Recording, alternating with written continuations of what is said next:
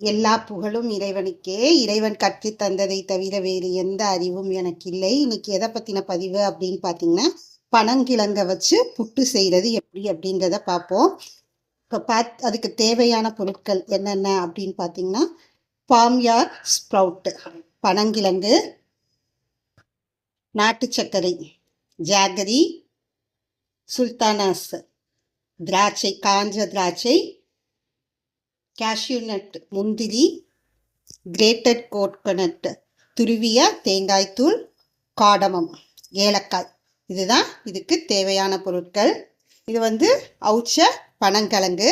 இப்போ இதை என்ன பண்ணிக்கணும்னா, நாரெல்லாம் இல்லாமல் துண்டு துண்டாக நறுக்கி மிக்சியில் போட்டு பொடிச்சு எடுத்துக்கணும். வாங்க இப்போ எப்படி செய்யலான்றதை பார்ப்போம். இப்போது பனங்கிழங்க நறுக்கி எடுத்துக்கோங்க, நார் இல்லாமல்.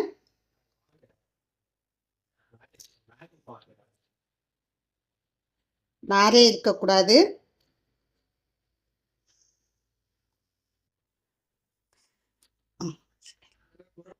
பாருங்க, இதில் நார் வரும். இது மாதிரி இந்த நாரை எடுத்துடணும். நாரை எடுத்துட்டு போடுங்க.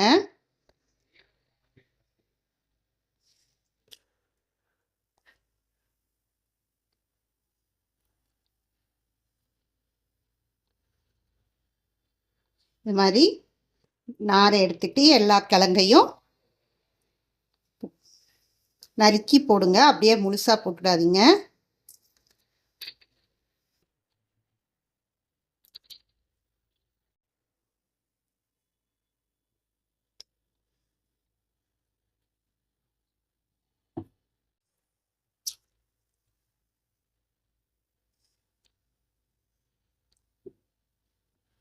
இது மாதிரி எல்லா கிழங்கையும் சுத்தப்படுத்தி நார் இல்லாம எடுத்துக்கோங்க.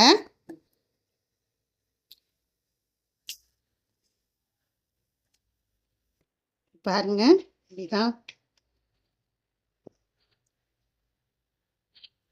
அதாவது சின்ன சின்னதா நறுக்கிறப்ப நாரை எடுத்துப்போ நறுக்கி முடிக்க போறேன். பனங்கிழங்கு பாருங்க, இது மாதிரி சின்ன சின்னதா நறுக்கிறப்பவே எடுத்துக்கோங்க. அது எளிமையா இருக்கும். இப்படியே ஃபுல்லா இப்படி பண்ணினீங்கன்னா வராது.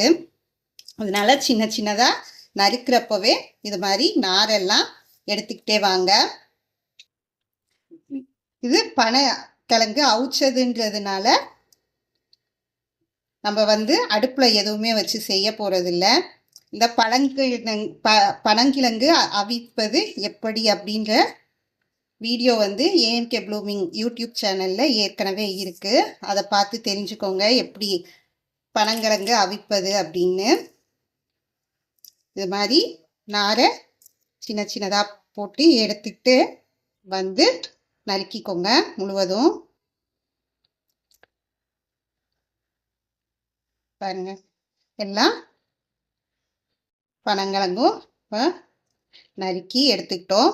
இதை கொரப்பா எப்படி புட்டுக்கு பச்சரிசி மாவு அரைப்போம் அது மாதிரி புட்டு மாதிரி கொரப்பா அரைச்சி எடுத்துப்போம். எல்லாத்தையும் துண்டு போட்டு எடுத்துக்கிட்டேன். இப்போது மிக்சியில் போட்டு கொரப்பா பொடி பண்ணி எடுக்க போகிறேன். தண்ணி எல்லாம் ஊற்ற வேணாம்.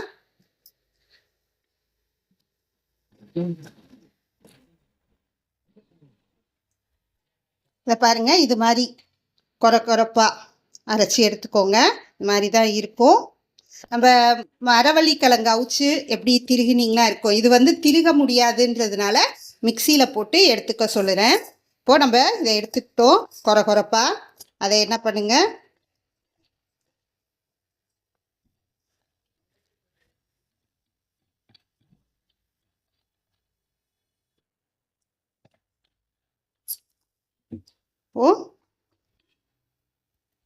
தேங்காய் துருவல்,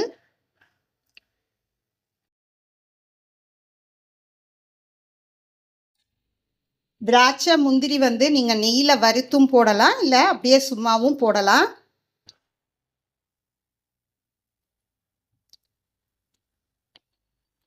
திராட்சை,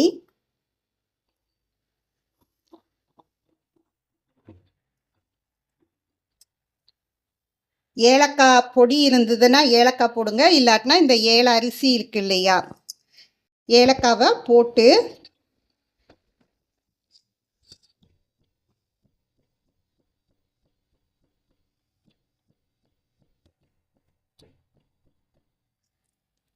இதோ ஏல அரிசி வந்துருச்சு பாருங்க. இந்த ஏல அரிசியை எடுத்து போட்டுக்கோங்க.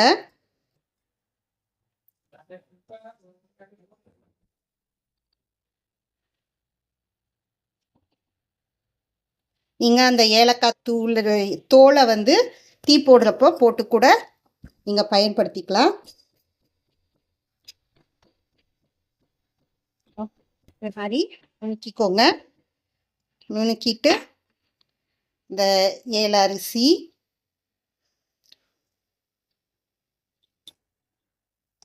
இப்படியே போட்டு கலந்து சாப்பிட்டாலும் நல்லாயிருக்கும். நாட்டு சக்கரை போட்டுக்கோங்க உங்களுக்கு தேவைக்கேற்ப. போட்டு நல்லா கலந்துருங்க. அதாவது பனங்கிழங்கு வந்து பசங்க சாப்பிட மாட்டாங்க, அப்படியே அவிச்சு கொடுத்தோன்னா.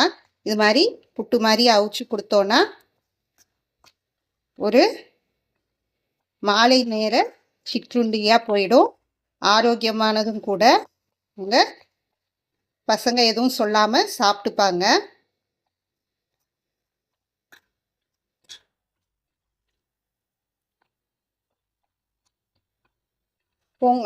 நாட்டு சக்கரை இல்லை சக்கரை நாட்டு சக்கரை கிடைக்கல, வெல்லம் கிடைக்கல அப்படின்னா சக்கரை கூட போட்டுக்கலாம். அது உங்கள் விருப்பம். உங்களுக்கு எவ்வளோ சுவைக்கேற்ப போட்டுக்கோங்க.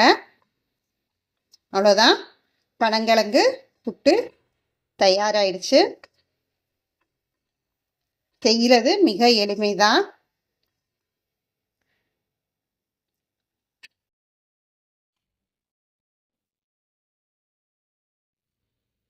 பாருங்க, இப்போ இந்த பனங்கிழங்கு புட்டு தயாராகிடுச்சு.